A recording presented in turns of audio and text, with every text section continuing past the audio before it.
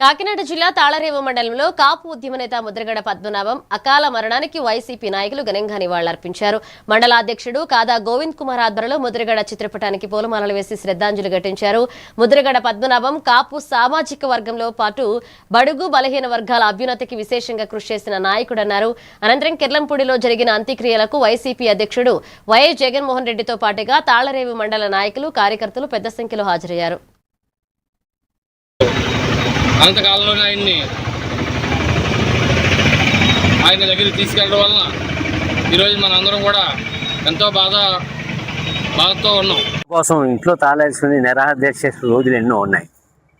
పోలవరం కాలువలో భూములు పోతే ప్రజల కోసం ఆ భూములు పోయిన వాళ్ళకి సపోర్ట్గా ఆయన ఎన్నో ఉద్యమాలు చేశాడు.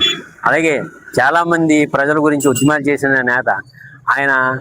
ఈరోజు ఇలాగా అకాల మరణం పొందడం రాష్ట్రం దురదృష్టం, దేశం దురదృష్టం, మా మండలం ప్రజలందరూ దురదృష్టం. నిజాయితీతో ఏ పార్టీలో ఉన్నా కానీ ఆ పార్టీని సిద్ధాంతం లేకుండా అన్యాయం జరుగుతుంటే ఆ రోజుల్లో ఎన్టీ రామారావుని కూడా ఎదిరించి మంత్రి పదవులు కూడా రాజీనామా చేసి బయటకు వచ్చేసిన వ్యక్తి ఆయన. మనం 80 బతికే వయసు ఉంది, ఇంకా ఓపిక కూడా ఉంది. కానీ ఈ మధ్యకాలంలో కొన్ని రాజకీయ ఒత్తిళ్ళ వలన